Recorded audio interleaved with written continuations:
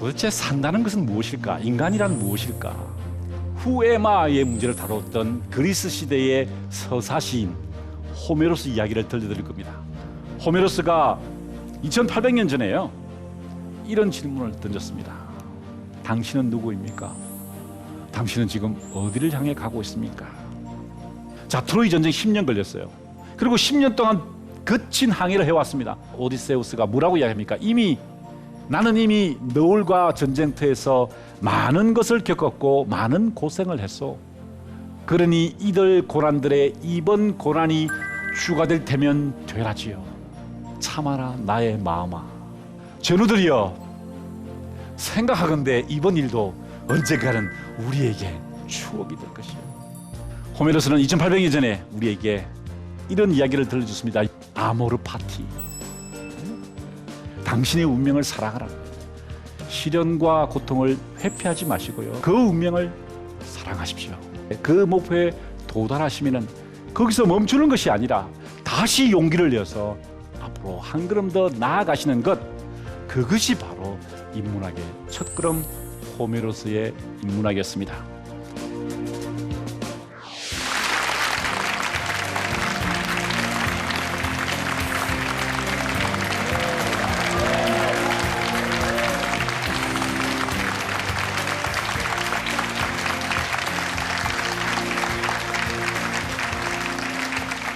반갑습니다. 저는 여러분을 르네상스의 세계로, 또 인문학의 세계로 모시고 가는 연세대학교의 김상근 교수입니다.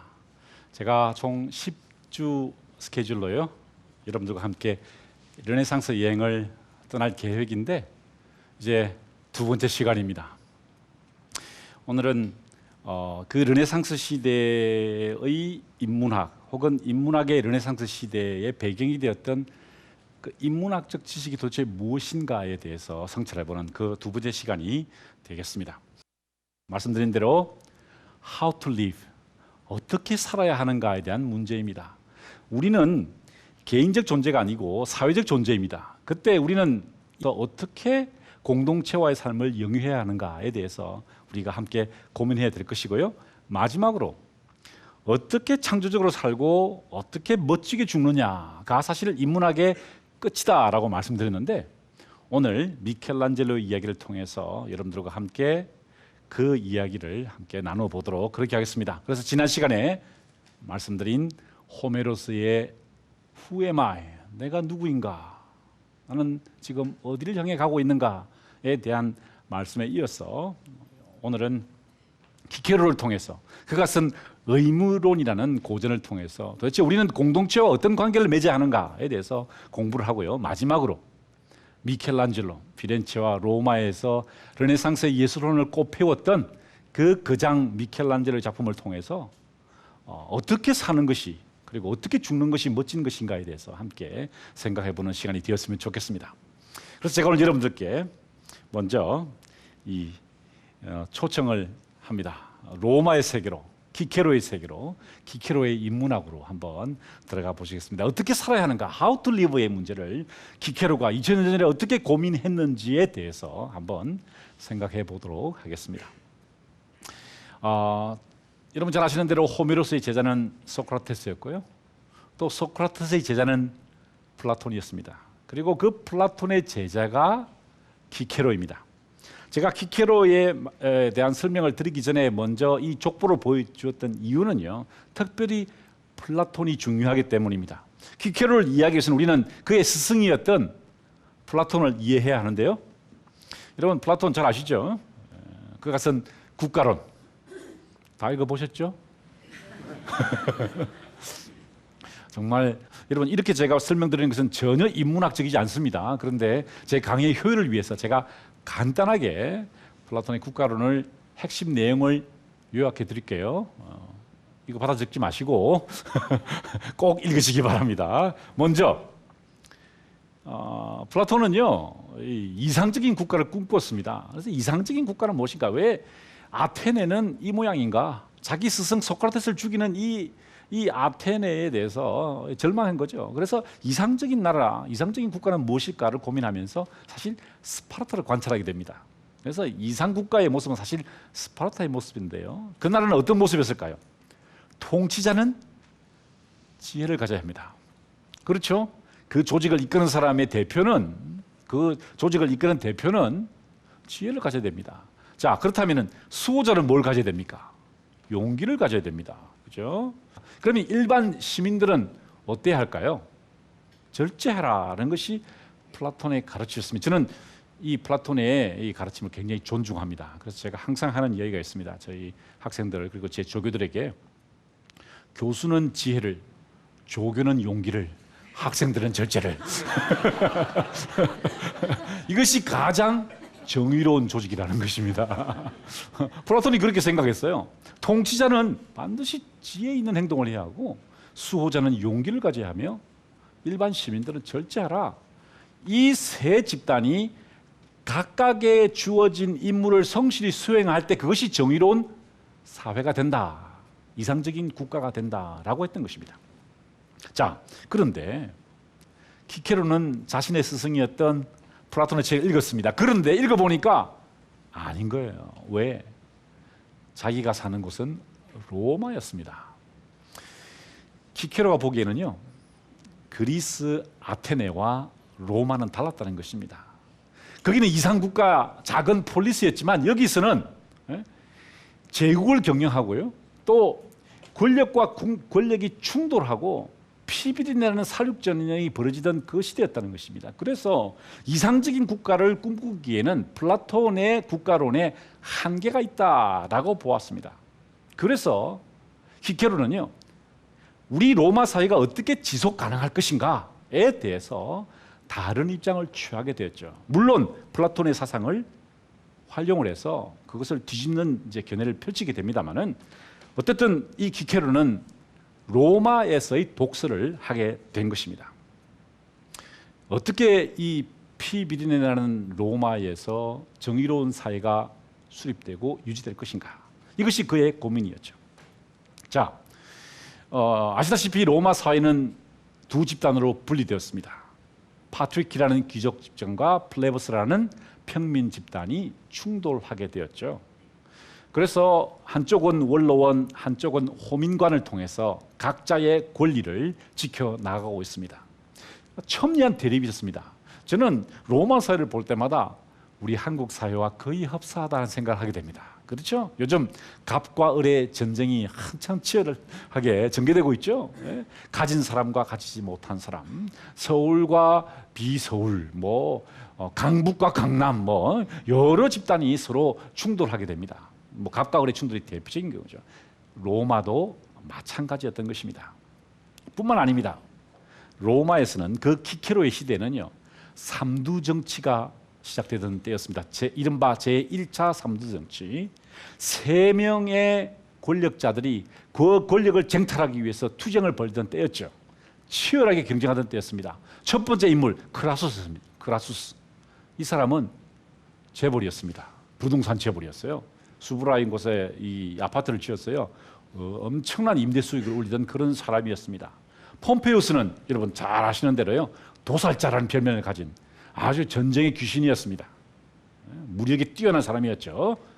마지막으로 카이사르, 여러분 잘 아시는 인물이죠. 이 사람은 지혜가 뛰어난 사람, 임기응변에 아주 밝은 사람이었어요. 이분이 그 루비콘강을 건너서 이제 로마 공화정을 전복시키기 위해서 쿠데타를 일으키죠. 그때 카토라는 원로파, 그러니까 원로원의 이 귀족층 한 명이 그 반란에 반대합니다. 그래서 군대를 이끌고 일단 작전상 후퇴를 하게 돼요. 어디로 가냐면 카르타고, 그러니까 아프리카 해안으로 이제 후퇴를 해서 방어를 하게 됩니다. 그랬더니 이제 카이사르가 자신의 반란을 반대하니까 정벌을 하러 부하들을 이끌고 시치라를 거쳐서 배를 타고 공격하게 됩니다. 이제 배를 타고 쭉 이제 해안가로 접근해 가는데요. 이제 카토의 군대도 이제 해변가에서 이제 카이사르의 공격을 기다리고 있었습니다. 그때 이 카이사르가 대장이니까, 이 반란군이 대장이니까 이 장군의 모범을 보여주기 위해서 칼을 탁 빼들고 가판에서 제일 먼저 해안으로 상륙했습니다. 제군들이여 나를 따르라 하고 탁 뛰어내렸어요. 그런데 갑판에서 미끄러졌습니다. 팍 미끄러져가지고요. 그래서 그냥 갯벌에 팍 처박혔어요. 어떻게 하시겠어요? 어떻게 하시겠어요, 선생님? 어떻게 하시겠어요? 탁 처박혔어요. 어떻게 해야 돼요? 탁탁 털고 일어나야 돼요, 이렇게? 다 보고 있어요, 다. 적군도 보고 있고 자기 편도 보고 있어요. 그냥 일어나고 다시 털고 자, 다시 합시다. 이거 문제가 있는 거예요. 그죠? 어떻게 한지 아십니까? 카이사르가 이렇게 했어요.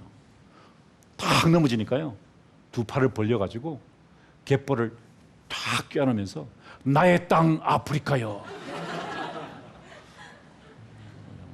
별로 재미없어요, 이거? 이 사람이 해적한테 잡혔어요.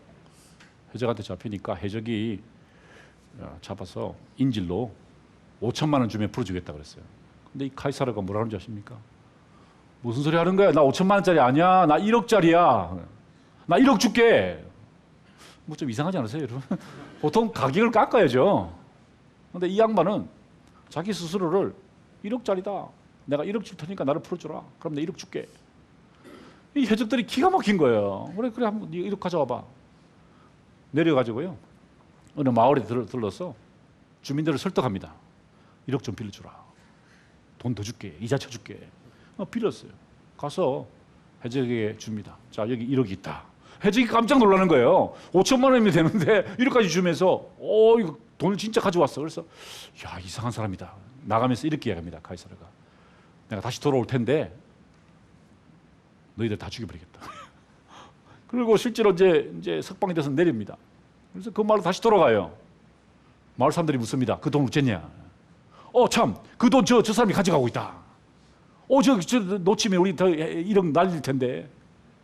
이거 군대가 조직되었어요. 군대로 데리고 가는 거예요. 가가지고 해적 잡고 1억 다시 뺏고 배에 실려있던 보물 다 챙기고 다 죽여버렸어요. 이거 재미없어요?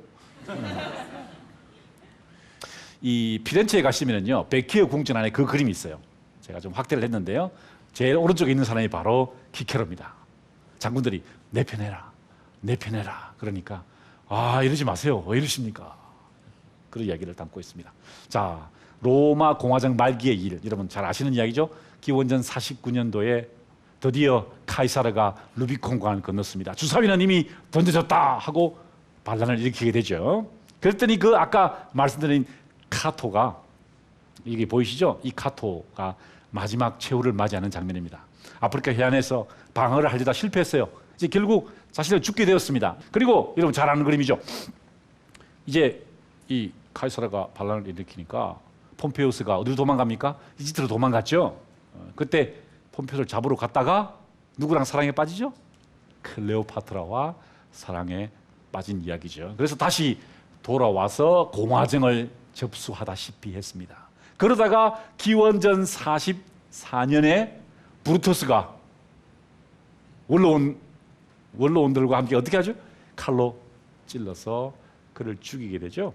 자, 그래서 이렇게 카이사르가 이제 운명하게 되는데, 그때 그 브루투스가 키케로에게 그 칼을 넘깁니다. 임페리움을 넘기는 거죠. 통치권을 넘깁니다. 당신이 통치하라 이거죠. 그때 키케로가 그 칼을 땅에 떨어뜨려 버리고 바로 은퇴를 선언해 버립니다. 그리고 쓴 책들이 이 책들입니다. 여러 책을 썼는데요. 사실 이 책들이요, 나중에 또 제가 설명을 드리겠습니다만은 르네상스 운동, 인문학 재발견에 아주 결정적인 계기를 마련하게 됩니다. 이 책들이 재발견됨으로써 인문주의 운동이 시작되고 르네상스가 시작되게 된 거죠. 키케로의, 저도 라틴어를 배울 때요, 이 키케로의 문장으로 배웠는데 문장이 너무너무 수려합니다. 그래서 이 문헌의 발견이 인문주의 운동 14세기 그리고 15세기 르네상스 운동으로 연결되게 되죠. 그 중에서 제일 중요한 책이 바로 의무론, 오늘 제가 소개해드릴 책입니다.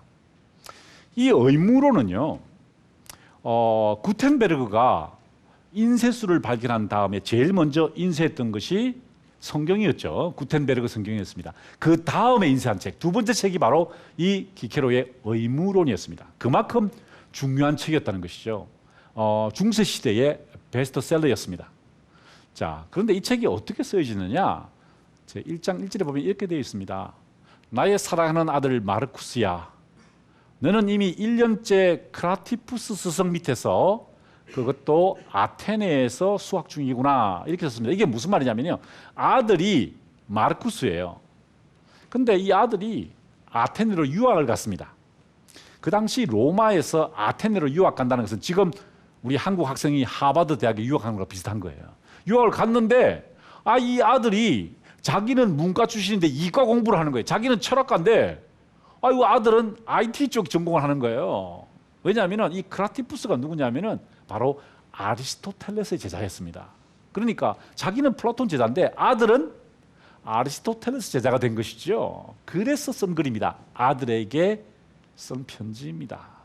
아들에게, 아들아, 네가 비록 이과 공부를 하고 있지만, IT 공부를 하고 있지만, 공대생이 되었지만, 아니 아리스토텔레스를 공부하지만, 플라톤을 공부하든 아리스토텔레스를 공부하든 지켜야 할 인간의 의무가 있다.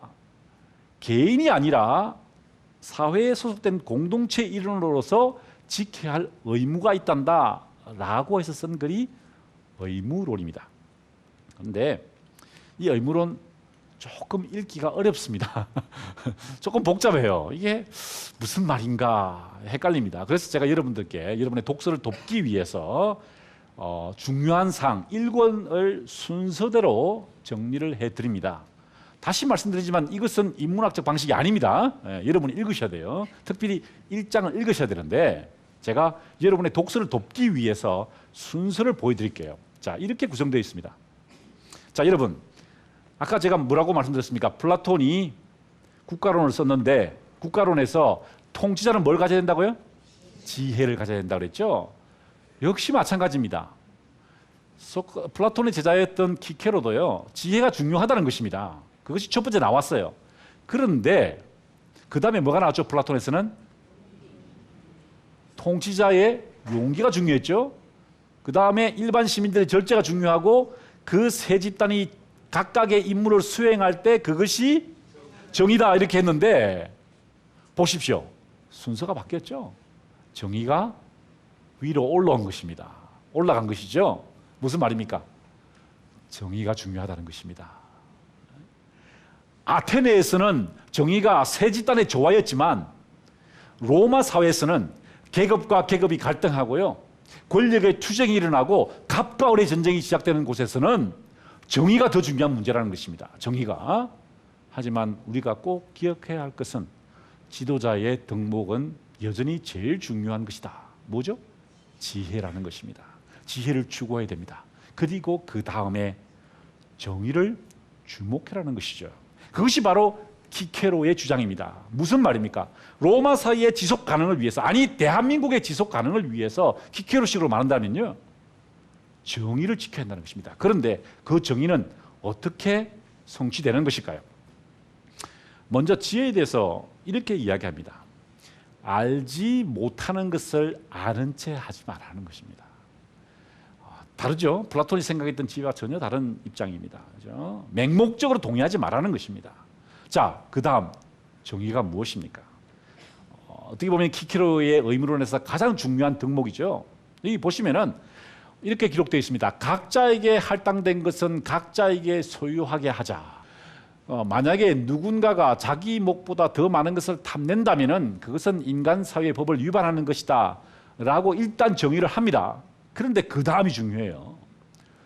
그러나 공동의 이익을 위해서 서로 간의 의무를 교환해야 하고 때에 따라 기술과 노동과 재능을 주고받음으로써 인간 사회, 로마 사회에, 아니 우리 대한민국의 결속을 다져나가자는 것입니다.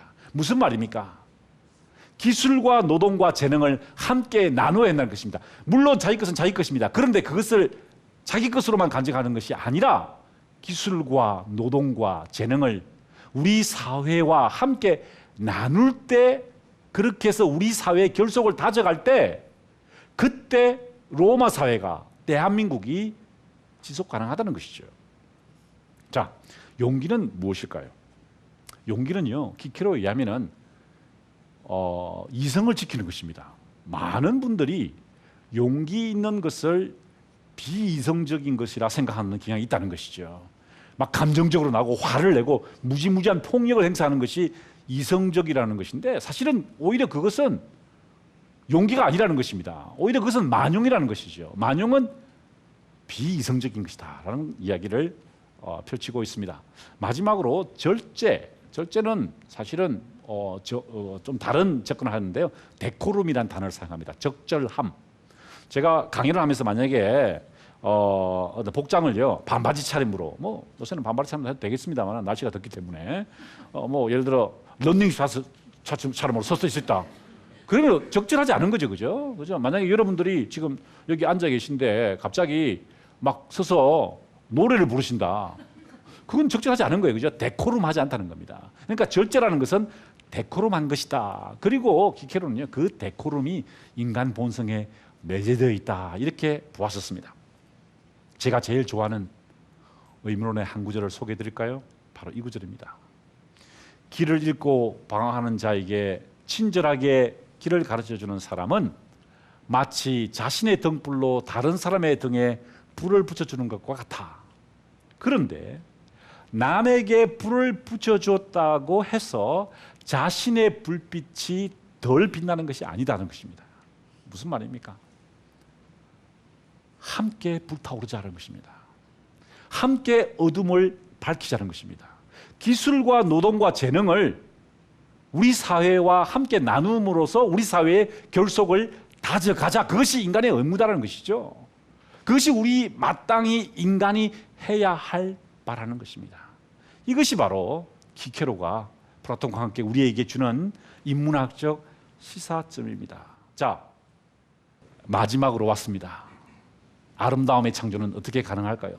미의 세계는 과연 무엇입니까? 아니, 인문학의 최종 단계, 진실된 삶, 내가 누군가를 성찰함으로써 선한 삶, 함께 나눔으로써. 그런데 마지막으로 아름답게 산다는 것은 무엇이고 아름답게 죽는다는 것은 무엇인가에 대해서 여러분들께 미켈란젤로의 작품으로 설명을 올리도록 하겠습니다.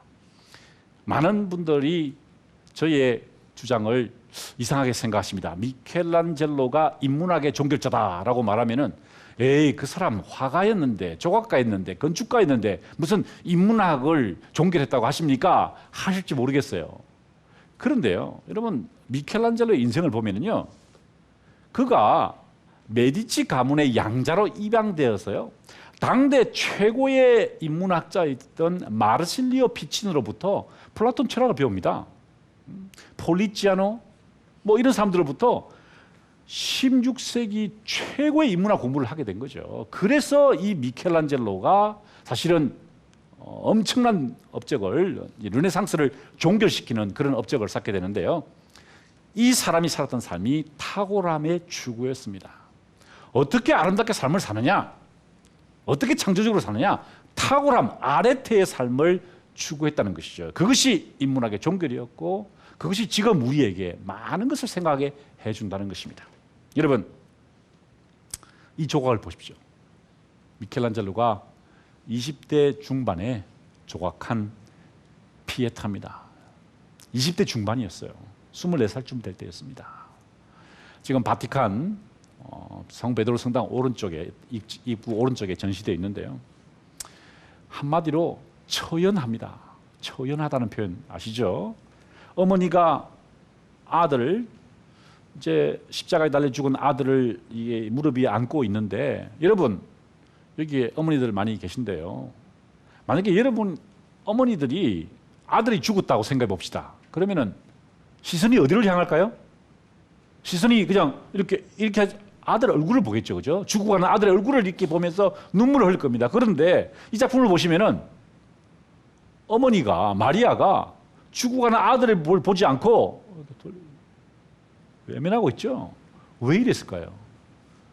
미켈란젤로가 5살 때 어머니가 돌아가셨어요. 친모를 상실했습니다. 그래서 어머니 얼굴을 기억하지 못하는 거예요. 한 번도 본 적이 없는 거예요. 그래서 미켈란젤로의 모든 피에타는요, 어머니가 아들을 보지 않습니다. 외면하고 있어요. 미켈란젤로를 너무 좋아하는데 조각 작품을 볼 때마다 처연한 느낌이 듭니다. 야, 인간의 슬픔을 이런 식으로 표현할 수 있는 것이 과연 가능할까? 이 조각은 어떻습니까? 20대 후반에 조각한 다비드입니다. 다비드. 여러분, 저 조각은요, 이렇게 생긴 대리석을 조각한 겁니다. 앞으로 보시면 여기에 좀 넓적하죠, 그죠? 근데 옆으로 보시면 이렇게 얇았어요. 이렇게 얇은 것이었어요. 그래서 이게 여러분, 이게 대리석이 서 있지만 이게 키가요 5.5m입니다. 5.5m면 저 천장까지 닿겠죠. 이렇게 서 있는데 이게 옆이 얇기 때문에 잘못 이렇게 정으로 치면 어떻게 될까요? 똑 부러지는 거죠. 그래서 아무도 감히 이 50톤에 이르는 대리석을 조각할 엄두를 내지 못했던 거예요. 그런데 20대 후반에 조각가 미켈란젤로가 올라가서 쳐내기 시작하면서 조각의 파라곤, 조각의 끝, 최고 모범이 완성된 것입니다. 몇 살 때요? 29살 때 완성한 조각의 최고봉이었습니다. 여러분, 이 작품은 어떻습니까? 시스티나 예배당의 천장화입니다. 사실 이 그림을 그리기 전까지 미켈란젤로는 한 번도 저렇게 대형 그림을 그려본 적이 없는 조각가였습니다. 그런데 보십시오. 한 번도 그림을 그려보지 않은 사람이 보시는 것처럼 세계 최고의 그림을 남기게 되었던 것이죠. 그것도 30대 후반에 제 작품을 남기게 되었습니다. 제가 피렌체에 가면은 꼭 빠지지 않고 가는 곳이 있습니다. 바로 메디치 도서관인데요.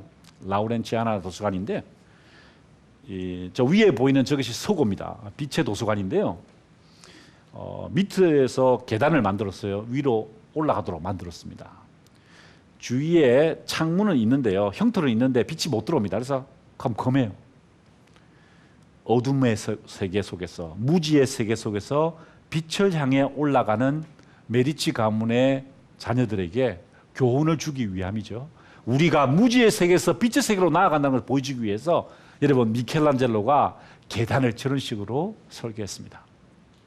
계단 한 개에서 그의 정신이 극명하게 드러나 있는 것이죠. 자, 여기서 끝입니까? 그렇지 않습니다. 미켈란젤로가 89세 죽었습니다. 89세 노인, 90 노인이 죽어가면서 마지막으로 완성했던 그의 최후의 작품 뭡니까? 보시는 것처럼 성 베드로 대성당의 돔입니다. 이 가톨릭 교회를 대표하는 건물을 누가 설계했습니까? 바로 미켈란젤로였다는 것이죠. 밑에서 위로 올리다 보면은요, 빛이 들어오는데, 야, 미켈란젤로의 영감이 우리를 그 빛으로, 그 빛의 무게로 우리를 억누르는 것을 느낄 수 있지요. 이 미켈란젤로가 왜 우리에게 인문학적 모범을 보여주냐면요, 이 사람의 삶은 한 시대의 기준점이 되었다는 것입니다. 이 사람이 남긴 작품, 이 사람이 살아갔던 삶의 기준점이 그 시대의 좌표가 되었고요, 미래의 기준점이 되었다는 것입니다. 미켈란젤로가 1564년에 죽었어요. 89세의 나이에 죽었다고 말씀드렸죠. 그가 죽고 난 다음에 3명의 거장들이 탄생해서 이제 르네상스를 종결하게 됩니다. 카라바조, 엘 그레코, 그리고 티치아노라는 사람들이 이제 르네상스를 정리하고요, 미켈란젤로 뒤를 이어서 이제 바로크로 넘어가게 되는데요. 여러분은 지금 저 장표를 그냥 무심히 바라보고 계시지만 저는 이 장표 한 장을 만들기 위해서 정확하게 10년이 걸렸습니다. 제가요, 귀국해서 10년 동안 저 책을 쓰면서, 초기에 저 책을 쓰면서 내린 결론이 뭔지 아십니까? 왜 카라바조가, 왜 엘그레코가, 왜 티치아노가 르네상스를 종결하고 한 시대를 종결하고 새 시대를 열 수 있었느냐? 딱 한 사람 때문이에요. 누굴까요? 미켈란젤로 때문입니다. 이 세 사람의 공통점이 뭔지 아십니까? 내가 어떻게 하면은 미켈란젤로를 능가할 수 있을까? 내가 어떻게 하면 그를 극복할 수 있을까? 이것이 이 세 사람의 창작의 동기였습니다. 작품의 이유였대요. 아니, 생존의 이유였고요, 인생의 목표였습니다. 그들은 내가 저 미켈란젤로를 넘어서야 되겠다는 그 뜻에 자기의 인생을 걸었던 사람입니다. 제가 한 명만 소개해 드릴게요. 제가 좋아하는 카라바조입니다. 카라바조. 자, 그 전에 미켈란젤로가 마지막에 그렸던 그림을 제가 한번 소개해 드릴게요. 여러분, 이 그림은 굉장히 귀한 사진입니다. 왜냐하면 여러분은 절대로 이곳에서 이 작품을 볼 수가 없습니다. 왜냐하면 이 작품은요 교황님만 볼 수 있는 곳입니다. 교황님만 일반 관광객에게는 전혀 입장이 허용되지 않는 곳인데요. 교황청 대사님의 특별 허락을 받고 저희가 들어가서 사진을 이제 촬영을 했는데요. 이 작품이 미켈란젤로의 마지막 작품 프레스코합니다. 작품의 이름은 성 바울의 회심입니다. 기독교를 박해했던 사울이라는 사람이 이제 말을 타고 기독교를 박해러 가다가 말에서 떨어져서 예수를 만나서 기독교로 개종한다는 그 장면을 담고 있습니다. 보시는 것처럼 말에서 떨어져 있죠. 자, 이 그림이 어디 있느냐? 바로 여기에 있습니다. 자, 앞에 보시면은 우리 전임 교황님이시죠. 이번에 사임하셨던 교황님이 지금 기도를 하고 있습니다. 이게 어떤 장면이냐면요. 이분께서 교황으로 선출되고 난 날 투표가 끝나고 이제 주경 옷을 입고 있겠죠. 근데 이제 옷을 벗고 교황님 옷으로 갈아입는 곳, 그곳이 바로 여기입니다. 성 바오로 채플이라고 그래. 교황님만 들어갈 수 있는 성구실입니다. 여기에 있는 그림이에요. 그런데 그 맞은편에는 어떤 그림이 있느냐? 이쪽 건너편에요. 이 그림이 있습니다. 성 베드로의 순교입니다. 자, 성 베드로는 예수의 수제자였는데요. 로마에서 십자가에 달려 죽었어요. 그런데 자기 스승이었던 예수가 바로 십자가에 달려 죽으니까 자기는 거꾸로 달려 죽겠다. 그래서 거꾸로 달려 죽는 장면입니다. 그런데 여러분, 이 베드로의 얼굴을 잘 보십시오. 어떤 자세를 취하고 있죠? 지금 달려 죽고 있는데 자세를 탁 눈을 탁 찌르보고 있죠. 그죠? 눈에서 불빛이 팍. 교황님들이요. 이 그림을 보는 것을 굉장히 두려워했다 그래요. 왜? 무슨 이야기를 하는 걸까요, 지금? 미켈란젤로가 이 마지막 작품을 통해서 후대 교황님들에게 무슨 메시지를 던지고 있는 겁니까? 나 초대 교황은 이렇게 죽었다는 것이죠. 베드로가 초대 교황이거든요. 나 초대 교황 베드로는 이렇게 죽었는데 너희들 똑바로 해. 이 말이죠. 눈을 부라리고 있는 성 베드로의 모습에서 교황님들이 이거 미켈란젤로 작품이 아니면 확 지워버리고 싶은데 그랬을 거예요. 그죠? 자, 이 그림이 그려졌습니다. 그리고 그 이후에 카라바조가 드디어 로마 황달에 등단했어요. 그래서 이 성당에서 산타 마리아 델 포폴로 성당에서 민중들의 성당이라는 곳인데요. 이 1600년에 그림을 그립니다. 그림을 주문받았어요. 어떤 그림을 그리느냐? 바로 이 그림입니다. 저 오른쪽에 보이시죠? 좀 더 확대를 해볼까요? 성 베드로의 순교입니다. 자, 베드로가 십자가에 달려서 거꾸로 죽어가고 있는 장면이죠. 이 그림이 어디서 왔을까요? 바로 여기서 온 것입니다. 이 베드로의 그 십자가 밑에 여기도 보시면은 한 사람이 십자가를 이렇게 끌어올리는 장면이 보이죠? 바로 이 카라바조의 그림에도 똑같은 장면이 나온다는 것입니다. 무슨 말일까요? 왜 카라바조가 이런 식으로 그림을 그렸을까요? 내가 이제 미켈란젤로다는 것입니다. 내가 이제 로마에서 새로 등장한 미켈란젤로다라는 것을 주장하는 것이죠. 그 건너편에 어떤 그림이 있을까요? 바로 이 그림입니다. 어떤 그림이죠? 성 바울의 계종입니다. 말에서 떨어져서 두 팔을 벌려서 땅바닥에서 하늘을 향해서 절규하고 있는 성 바울의 모습. 어디서 이 작품이 그려지게 됐을까요? 어디서 모티브를 얻었을까요? 바로 미켈란젤로의 작품이었다는 것입니다. 카라바조는 끊임없이 내가 미켈란젤로를 능가하겠다. 내가 한 시대의 기준점을 넘어서겠다는 그 노력을 통해서 르네상스를 정리하고 바로크를 시작했다는 것입니다. 또 다른 그림 한번 볼까요? 이 성당 이름은요, 산 루이지 데이 프란체시 성당인데요. 로마에 거주하는 프랑스 사람들이 이 미사를 드리는 곳입니다. 그런데 들어가시면은요, 왼쪽 방에 채플에 이런 그림이 그려져 있습니다. 세리 마테를 부르는 예수라는 작품인데요.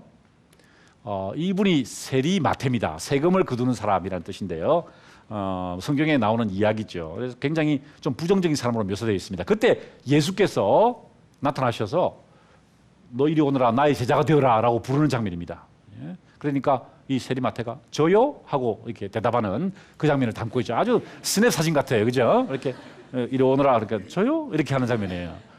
그런데 여러분, 저 예수의 손동작을 잘 보십시오. 손동작. 저게 어디서 왔을까요? 바로 여기서 온 것입니다. 여러분 이 그림 아시죠? 바티칸에 있는 시스티나 예배당의 천장화에 아담의 창조 부분이죠. 바로 저 손동작이 그대로 반영되어 있다는 것이죠. 무슨 말입니까? 왜 까라바조가 저렇게 그렸을까요? 우연히 그랬을까요? 그렇지 않습니다. 내가 이제 미켈란젤로다. 내가 그를 능가해 보겠다는 것입니다. 마지막 그림 한번 볼까요? 까라바조가 마지막에 그린 그림입니다. 이 사람은 1610년에 죽었는데요. 이 사람이 불안당이었어요. 성질이 아주 과격한 사람이었어요. 이탈리아 사람들이 많이 그렇습니다만은. 그래서 결투를 해가 사람을 죽였어요. 도망 다니다가 이 현상수배범이 되었습니다. 그래서 이 까라바조를 잡아오면은 산채나 죽은 채로 잡아오면은 보석금, 상금을 주겠다고 그랬어요. 그러니까 이 양반이 자기가 도망 다니다가 저 뭐 시칠리아 도망 다니다가 나폴리로 도망 다니다가 자수를 하기 위해서 로마로 돌아갑니다. 그때 자기 자신의 모습을 그려요. 보시는 것처럼 이게 골리앗의 머리를 들고 있는 다비드인데요. 지금 골리앗이 지금 여기 목이 잘려진 상태로 있고 이 다비드가 이렇게 머리를 들고 있잖아요. 그러면 보통 여러분 그 골리앗과 다비드가 싸웠다. 그러면 이제 다비드가 이겼어요. 그러면 어떤 모습입니까? 아주 의기양양한 승리자의 모습이죠. 그런데 보십시오. 슬픈 표정을 짓고 있어요. 왜 그럴까요? 바로 이게 이중초상이라는 것입니다. 자기가 젊었던 까라바조가 지금 도피 다니고 있는 자신 늙은 까라바조를 보고 있는 거예요. 그러니까 슬픈 표정을 짓는 거예요. 아유, 네가 어쩌다가 이렇게 됐냐는 거죠. 자, 이 그림이 어디서 왔느냐는 거예요. 어디서 왔느냐? 바로 여기서 온 것입니다. 여러분, 미켈란젤로가 그린 최후의 심판 부분인데요. 성 바톨로메우가 자신의 시신을 들고 서 있는 장면입니다. 이 사람은 이 칼로 이 피부를 껍데기를 벗겨서 죽임을 당했는데요. 그래서 보십시오. 피부 껍데기만 들고 있죠. 자기 자신의 모습이에요. 미켈란젤로 자기 모습입니다. 사실은. 자, 왜 까라바조가 이렇게 그랬을까요? 내가 저 양반을 한번 능가해봐야 되겠다. 여러분, 여러분의 삶을 보고요. 여러분의 삶의 족적을 보고요. 여러분의 직장에서의 과업을 보고요. 여러분의 자녀들이, 여러분의 후배들이, 여러분의 동료들이, 여러분의 후손들이 내가 저분을 능가해봐야 되겠다. 그런 삶이 바로 창조적인 삶이라는 것입니다. 그것이 바로 인문학이 추구하는 마지막 아름다운 삶의 궁극적인 모습이라는 것이 바로 미켈란젤로의 모습이었다는 것입니다. 그 비밀이 무엇이냐는 거예요. 미켈란젤로는요, 인생의 유한함을 알았습니다. 미켈란젤로가 어떻게 이런 놀라운 작품을 하게 되었느냐? 그는 인생이 유한하다는 것을 알았다는 것이죠. 우리 모두는 죽게 될 운명이라는 것을 알았다는 것입니다. 누구에게나 마지막 나팔 소리가 들려오게 되어 있습니다. 그의 마지막 작품 중에 하나인 최후의 심판을 보십시오. 그 제일 중앙에 어떤 모습이 그려져 있습니까? 바로 죽음을 앞두고 있는 자기 자신의 모습을 그려 넣었습니다. 이 작품은 미켈란젤로가 자기 무덤에 놓기 위해서 조각하던 것인데요. 피렌체 피에타라고 합니다. 거기에 지금 뒤쪽에서 예수의 시신을 안고 있는 사람이 누굴까요? 바로 미켈란젤로 자신의 모습이었습니다. 그는 이런 대생을 남겼는데요. 그가 마지막 쓴 시 중에서 이런 시가 있습니다. 예수를 통해 이룩한 열정적인 환상은 나 자신과 형상을 위한 절대 권력을 만들었다는 거죠. 내가 유명해졌다는 것입니다. 사람들이 나의 작품을 보고 감동한다는 것이죠. 미켈란젤로의 피에타를 보고 다비드를 보고 천지창조를 보고 감동한다는 것입니다. 그런데 그게 다 의미가 없다는 것이죠. 왜? 우리가 죽음을 향해 나아간다는 것입니다. 마지막 순간에 도달한다는 것이죠. 누가 영원히 살 수 있습니까? 아무도. 이 중에서 저와 여러분 누구도 영원히 살 수 없습니다. 죽음 앞에서는 이거 다 무의미하다는 것이죠. 내가 무엇을 잃을지도 모른다는 그 두려움에서 벗어날 수 있는 최선의 길은 결국 내가 죽게 될 운명이라는 것입니다. 그것만 남게 된다는 거죠. 그러니 여러분, 우리는 어떻게 살아야 할까요? 무엇이 인문학적 삶입니까? 그러니 지금 여러분의 가슴이 뛰게 하는 것을 따라 행동하지 않을 이유가 하나도 없다는 거예요. 우리 가슴 뛰는 일을 하자는 겁니다. 그게 우리에게 주어진 삶이고 그것이 오늘의 우리에게 주어진 의미라는 것이죠. 제가 작년 겨울에 정교수가 되었어. 너무 기분이 좋은 거예요. 테니어를 받는다는 것은 종신고용입니다. 공부가 더 잘 되는 거예요.